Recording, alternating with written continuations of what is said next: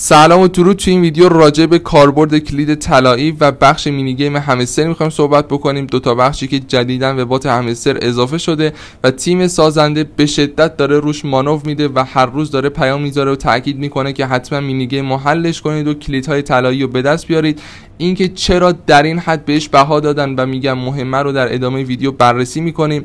و این در شرایطی این بخش جدید به بازی همستر اضافه شده که کلا نهایتا 8 روز به توزیع فاز اولیه ایردراپ همستر وقت مونده و قطعا غیر مرتبط با ایردراپی که بهمون میرسه نیستش که در ادامه کامل و مفصل راجع بهش صحبت خواهم کرد و کاربرد اصلیشو بهت میگم. پس حتما تا انتهای ویدیو من همراه باش. اما قبلش اگه هنوز عضو چنل و خانواده بزرگ شاکریپتو نشدی، همین الان روی دکمه سابسکرایب یا مشترک شدن بزن، زنگوله بغلش هم روشن کن که هر موقع ویدیو گذاشتیم خیلی سریع مطلع بشی و بیای ببینی. و با لایک کردن این ویدیو و گذاشتن کامنت های فارسی و انگلیسی به من انرژی مثبت و انگیزه در راستای تولید محتوای بهتر و با کیفیت تر بدید. خیلی عشقید. بریم روی موبایل و بررسی بخش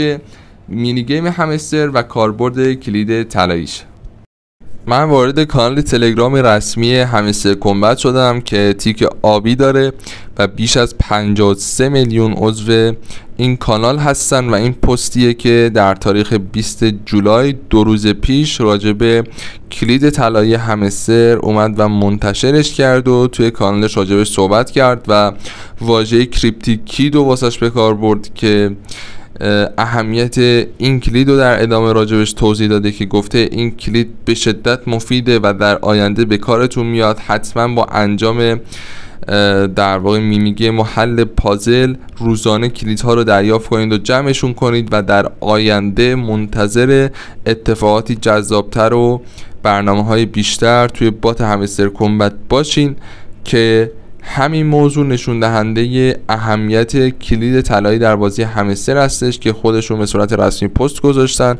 و راجع به این موضوع صحبت کردن. حالا من میرم وارد بات همستر میشم تا اونجا توضیحات نهایی راجع به این کلید طلایی واسهتون تکمیلش کنم. قبل از اینکه وارد بات بشیم من یه توضیح راجع به کانال تلگرام شاکریپتو بدم. اینجا به صورت روزانه دیلی کومبوها و معماهای انیگمای راکی رابیت، پاسخ به سوالات تایم فارم، کدهای تب سواب، دیلی کومبوهای پیکسل ورس، کد مرسای همستر، دیلی کومبوهای همستر و هر آنچه که توی ایردراپ های معتبر وجود داره و هر خبری منتشر بشه به صورت لحظه‌ای پوشش داده میشه و واسهتون گذاشته میشه و تمامی خبرها از کانال های رسمیشون واسهتون گذاشته میشه. برای پیام های پین شدم کلیک کنید. لیست تمامی ایردراپ هایی که بهتون معرفی کردم اینجا وجود داره به اضافه لینک ویدیو آموزشیشون که شما را ارجاع میده به کانال شاکریپتو ایردراپ، کانال یوتیوب جدیدمون که لینک عضویت توی تلگرام و کانال جدید یوتیوبمون طبق معمول توی دیسکریپشن هستش و توی کامنت ها واسهتون پین کردم. من روی استارت بات همستر کمبت کلیک میکنم تا وارد بات بشیم و توضیحاتمون رو شروع کنیم. من اینو میزنم، تعداد سکامو میبینید به حدود 200 میلیون رسیده. خب همونطور که خبر رسمیه و اطلاع رسانی رسمی خود همستر رو دیدیم و از واژه کریپتیک کید واسه کلید طلایی همستر استفاده کرده بود و اهمیت مینی گیم و این کلید طلایی رو اولا خود پروژه اومده بود و راجبش صحبت کرده بود، میتونیم چند تا سناریو واسش در نظر بگیریم راجع به اهمیت این کلید با توجه به اینکه 8 روز بیشتر، نهایتا 8 روز به توزیع ایردراپ همستر در فاز اول وقت مونده و قطعا این کلید به درد یکی از این سناریوهایی که بهتون میگم خواهد خورد. اولین موضوع که مهمترین موضوعه اینه که همستر گفته پرافیت مهمترین عامل ایردراپه،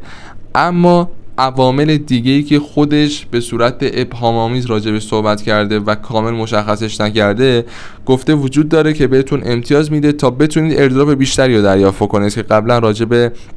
این امتیازهای دیگه‌اش که میتونه لول باشه، تعداد سکه باشه، زیر مجموعه باشه، بازداشتن همه کارتا باشه و عوامل دیگه قبلا صحبت کردیم و دریافت این کریدها و حل مینی گیم و اکتیویتی توی بازی میتونه یکی از اون سناریوهایی باشه که باهاش میتونیم در این 8 روز باقی مونده ایردراپ بیشتری رو از همستر دریافتش بکنیم که این موضوع خیلی مهمه و به احتمال خیلی زیاد میتونه روی امتیاز بیشتر ما تاثیر داشته باشه. سناریوی بعدی که مطرحه و خیلی هم به واقعیت نزدیکه اینه که برای برداشت توکن ها به ازای هر توکن یا باز شدن یک صندوقی که بهمون ایردراپ میده نیاز به این کلیدها داریم و هر کلید میتونه باز کننده یک صندوق باشه و عملا همستر میتونه با این کارش یه حرکت هوشمندانه بذاره و فشار فروش رو روی همستر کمترش بکنه تا بتونه قیمتش حفظ بشه و حتی بالاتر بره. چرا اینو میگم؟ چون اگر بیاد و این کلید واسه باز کردن صندوق ایردراپ واسه ما قرار بده که مثلا شانسی باشه یا توی هر مرحله یه مقدار ایردراپی بهمون بده، خب این میتونه تاثیر داشته باشه روی اینکه ما توی چند مرحله توی تایم های مختلف بتونیم سکامون رو دریافت کنیم و قاعدتا یک جا اینکه همه ایردراپ داده بشه و فشار فروش ایجاد بشه اتفاق نمیفته. از روی دیگه خیلیا نمیتونن و در واقع دقت لازم و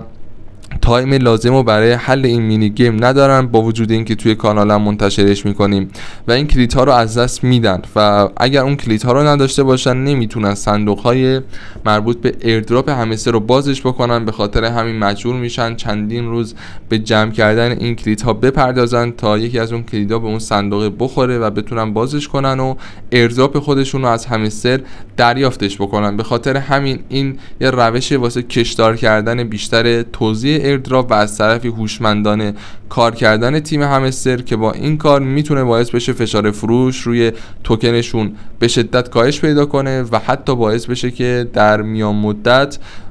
یک رشدی رو در همستر کامبت ما شاهد باشیم که این میتونه حتی به نفع ما هم باشه، به خصوص به نفع خود پروژه که میتونه از این موضوع خیلی سود ببرن. سناریوی بعدی که مطرح میشه باز شدن کارت ها و تسکای جدیدیه که میتونه بهمون کمک بکنه تا پروفیت یا سکه بیشتری از بازی دریافت کنیم، چون قطعا یه سریا توی تایم های مختلف وارد همستر شدن، یه سریا از همون اول وارد شدن، یه سریا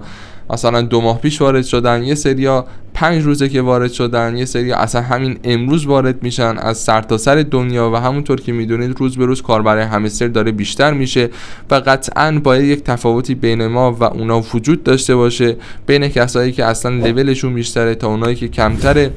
و همین موضوع میتونه موجب بشه که این کلیدها کمک بکنه واسه باز شدن کارتا و تسکای جدید برای افرادی که جدید به بازی همستر اضافه شدن و حتی تسکای قوی‌تر و بهتر واسه کسایی که در لول بالاتر قرار دارن و قدیمی‌ترن توی بازی همستر که کمک بکنه به گرفتن ایردراپ بیشتر توی بازی. و این سناریوها مطرحه و هر کدوم میتونه اتفاق بیفته و اصلا دور از انتظار نیستش. حدس شخص خود من با توجه به اینکه همستر کاراش قشنگ روی ابهام داره جلو میره و کلا این پروژه یک الهام گرفته شده از نات کوین و ساتوشی ناکاموتو بیت کوین هستش، این حرکات رو داره انجام میده و هیچ چیزو کامل و شفاف توضیح نمیده و این کریپتیک کید یا کلید طلایی که همستر در واقع به بازی اضافه کرده و خیلی هم داره روش مانور میده برای یکی از این 3 تا کاربرد میتونه استفاده بشه در آینده، یا برای باز شدن کارت و تسکای جدید، یا برای امتیازهای بیشتر توی ایردراپ و در نهایت گرفتن پول بیشتر از این بازی، یا برای برداشت توکن ها به ازای هر توکن یا باز شدن صندوقایی که میتونه بهمون توکن بده و توی چند مرحله آزادسازیش کنیم که این گزینه آخر به نظرم